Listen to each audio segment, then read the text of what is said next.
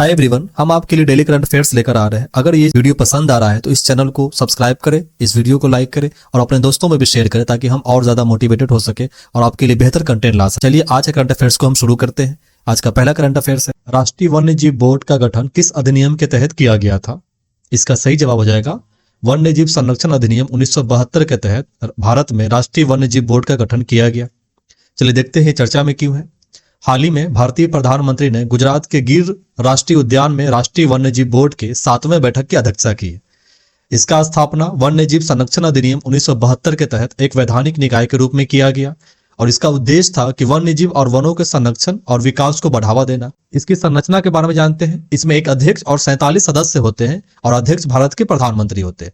पदावधि सबको पदेन सदस्य को छोड़कर अन्य सदस्यों की पदावधि 3 साल की होती है। इसकी शक्ति के बारे में जानते हैं कि यह राष्ट्रीय उद्यान अभ्यारण्य अन्य संरक्षण क्षेत्रों की स्थापना, उसका प्रबंधन और उन क्षेत्रों में गतिविधियां प्रतिबंधित करने के मामले को सिफारिश करना कि वहां पे किसे प्रतिबंधित किया जाएगा और किसे नहीं किया जाएगा, उन क्षेत्रों में किस तरह से गतिविधियां होगी, किस तरह से मैनेजमेंट किया जाएगा, किस तरह संरक्षण किया जाएगा नेशनल पार्क को, अभ्यारण्य को। इसके लिए इसको शक्ति दी गई है भारतीय वन्यजीव संरक्षण अधिनियम 1972 के तहत राष्ट्रीय वन्यजीव बोर्ड को।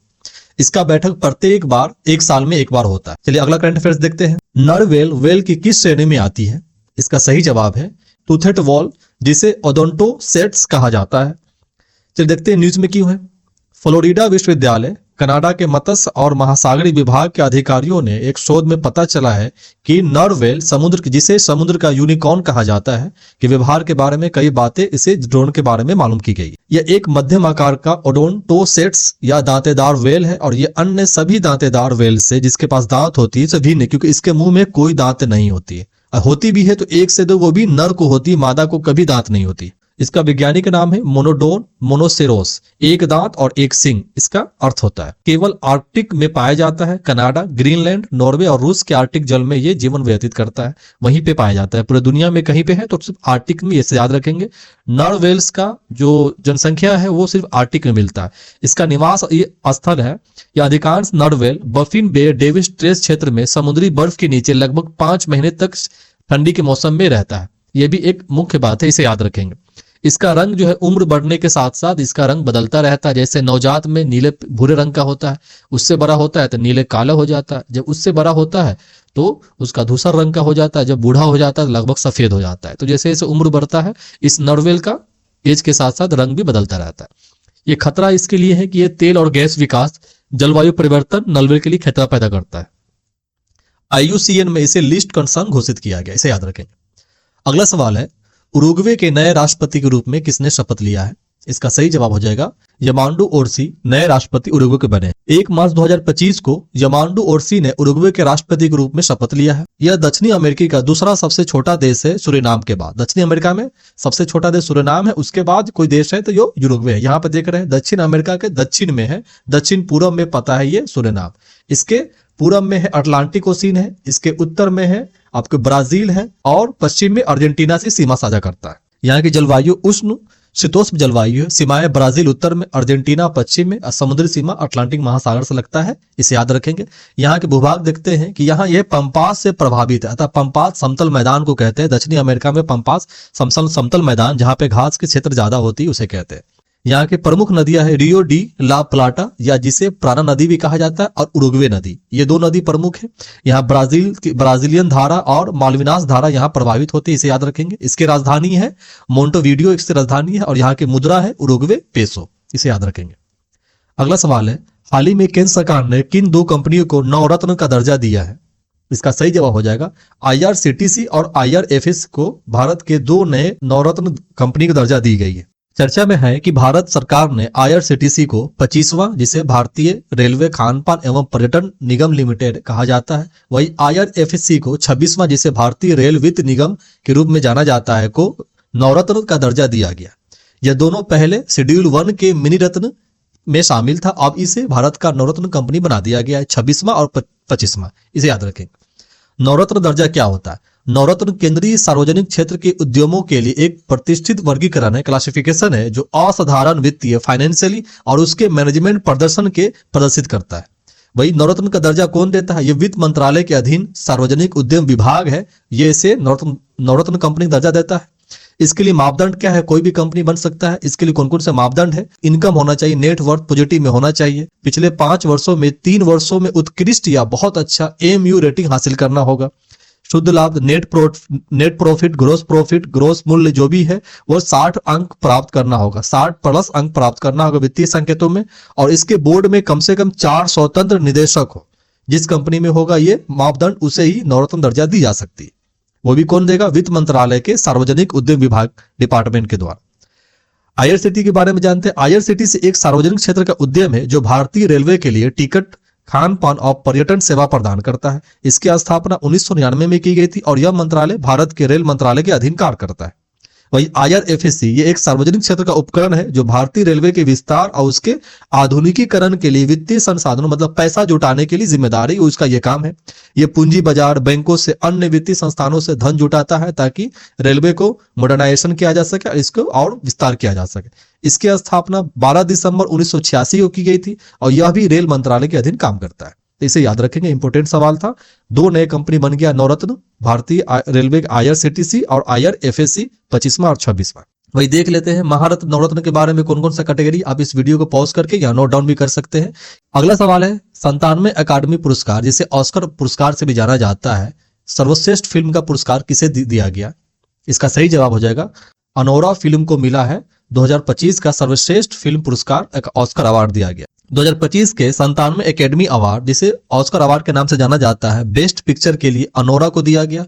बेस्ट डायरेक्टर के लिए सीन बकर जो अनोरा को मूवी डायरेक्टर था उसे दिया गया। बेस्ट एक्टर के लिए द ब्रूटालिस्ट एंड्रयू ब्रोडी को दिया गया और वही एक्ट्रेस को दिया गया अनोरा का ही जो एक्ट्रेस थी मैकी मेडसन को, उसे दिया गया। इस प्रकार से है ये यहाँ पे लिस्ट है। वही देखते हैं भारत में किन किन को अब तक भारत में किन लोगों को ऑस्कर मिला है। तो सबसे पहला 1983 में मिला था, भानु आथिया को मिला था गांधी के लिए जो बेस्ट कस्ट्यूम डिजाइन के लिए दिया गया था। वही 2009 में दिया गया था बेस्ट साउंड मिक्सिंग के लिए स्लमडॉग मिलियनेयर्स के लिए दिया गया था, रसेल पुकुटू की दिया गया था। वही 2009 में ही बेस्ट ओरिजिनल सॉन्ग्स जय हो के लिए जो स्लमडॉग मिलियनेयर्स मूवी था उसमें ही AR रहमान को दिया गया था और गुलजार साहब को दिया गया था। वही बेस्ट ओरिजिनल स्कोर के लिए AR रहमान जो स्लमडॉग मिलियनेयर्स 2009 में दिया गया था। 2019 में दिया गया था बेस्ट डॉक्यूमेंट्री शॉर्ट सब्जेक्ट पे दिया गया था जिसका नाम था periods and end of sentence, ये गया था गुनीत मोंगा को दिया गया था। वही 2023 में 2 को मिला था, एक को मिला था बेस्ट डॉक्यूमेंट्री शॉर्ट सब्जेक्ट ये द एलिफेंट विस्पर्स के जो थी कार्तिक गोंसाल्विस को दिया गया था। और वही MM किरवानी और चंद्र बोस को दिया गया था बेस्ट ओरिजिनल सॉन्ग के लिए नाटू नाटू के लिए जो RRR मूवी का था। तो अब तक भारतीयों को इन लोगों को पुरस्कार इन कैटेगरियों में मिला है, लेकिन बेस्ट पिक्चर के लिए नहीं मिला अभी तक, बेस्ट डायरेक्टर के लिए नहीं मिला, बेस्ट एक्टर के लिए नहीं मिला, बेस्ट एक्ट्रेस के नहीं मिला।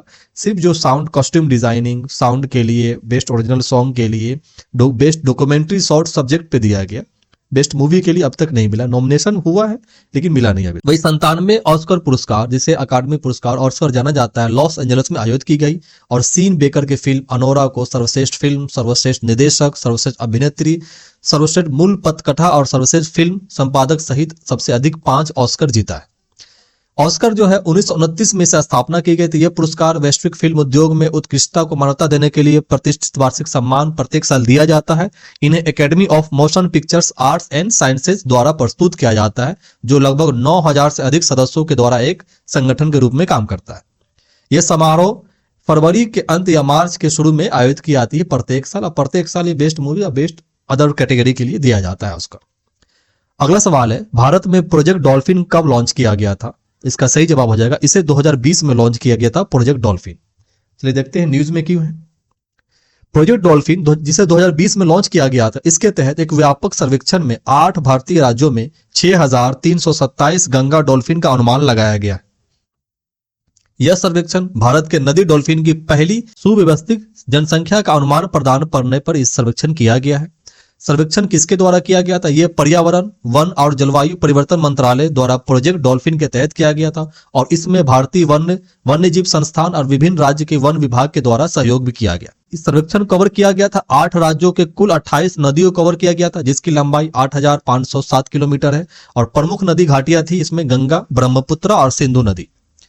मुख्य निष्कर्ष निकला कि कुल डॉल्फिन 6327 पाए गए जिसमें से गंगा डॉल्फिन है 6324 और 3 है सिंधु नदी के डॉल्फिन।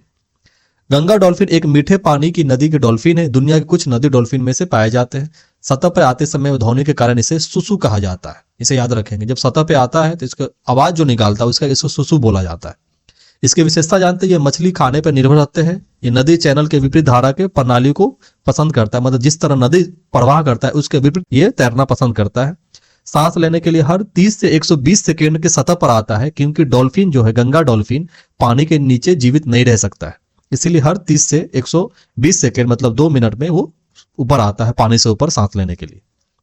आईयूसीएन का स्टेटस देखते हैं और इसका रिकॉग्निशन कब किया गया था ये भी देखते हैं। भारत में आईयूसीएन की रेड लिस्ट में है, इंडेंजर कैटेगरी में दिया गया है। वही भारत के वाइल्ड लाइफ प्रोटेक्शन एक्ट वन्य जीव संरक्षण अधिनियम 1972 के तहत शेड्यूल 1 में स्पीशीज दिया गया, हाईएस्ट प्रोटेक्शन इसको दिया गया। वही भारत में इसे 2009 में national aquatic animal of India घोषित किया, मतलब जो एक्वाटिक एनिमल है वो भारत का जो नेशनल घोषित कर दिया गया डॉल्फिन को कि ये भारत का नेशनल एक्वाटिक एनिमल है। यहाँ देखते हैं ग्राफ में कि सबसे ज्यादा उत्तर प्रदेश में पाया गया, उत्तर प्रदेश के नदियों में 2397, वही बिहार में है 2222 है, वही वेस्ट बंगाल में 815 है, असम में 632, झारखंड में 162, राजस्थान मध्य प्रदेश 95 और पंजाब में 3। तो इस प्रकार से कैटेगराइजेशन राज्यवार दिया गया था कि किन किन राज्यों में नदियों में किन किन राज्यों के नदियों में डॉल्फिन कितनी जनसंख्या में है। इसे याद रखेंगे, इस ग्राफ को आप याद कर लेंगे, नोट डाउन कर लेंगे। दोस्तों अगर आज का वीडियो पसंद आया है तो इस चैनल को सब्सक्राइब करें और इस वीडियो को लाइक करें। चलिए कल के करंट अफेयर्स को हम रिवीजन करते हैं। कल का पहला करंट अफेयर्स था, अभ्यास डिजर्ट हंट 2025 का आयोजन कहां किया गया था? इसका सही जवाब हो जाएगा वायुसेना स्टेशन जोधपुर में इसका आयोजन किया गया था। और इसमें भारत के तीनों सेना से स्पेशल फोर्स आए थे, इंडियन आर्मी, इंडियन एयरफोर्स और इंडियन नेवी, तीनों से। अगला सवाल है, धोलावीरा को यूनेस्को विश्व धरोहर स्थल के रूप में कब इसे घोषणा की गई? इसका सही जवाब हो जाएगा इसे 2021 में यूनेस्को वर्ल्ड हेरिटेज साइट के रूप में इसे घोषणा डिक्लेयर किया गया था। अगला सवाल है, किस कंपनी ने ब्लू घोस्ट मिशन 1 को विकसित किया और इसे सफलतापूर्वक चंद्रमा पर उतारा? इसका सही जवाब हो जाएगा फायरफ्लाई एरोस्पेस के द्वारा इसे डिजाइन डेवलप किया गया और इसे चंद्रमा पे उतारा गया। नेक्स्ट सवाल है, नासा के लूनर ट्रेलब्लेजर उपग्रह का प्राथमिक उद्देश्य क्या है? इसका प्राथमिक उद्देश्य है कि चांद पे पानी को जमाव को पता लगाना, पानी का खोज करना और उसका मानचित्रण करना। अगला सवाल है, मिशन 300 क्या है? तो इसका सही जवाब है 2030 तक उप सहारा अफ्रीका क्षेत्रों में 300 मिलियन लोगों को बिजली उपलब्ध कराना, सस्ती और टिकाऊ बिजली उपलब्ध कराना इस मिशन का उद्देश्य है। इसमें वर्ल्ड बैंक और साउथ अफ्रीकन बैंक के द्वारा इसमें कोलिशन के द्वारा इस मदद की जा रही है और इस मिशन को आगे बढ़ाया जा रहा है ताकि वहां के लोगों को बिजली उपलब्ध हो सके। दोस्तों आज की वीडियो बस इतना ही। अगर ये वीडियो पसंद आया तो इस चैनल को सब्सक्राइब करें और अपने दोस्तों में भी शेयर करें। तब तक के लिए stay focus and keep learning. Thank you and take care.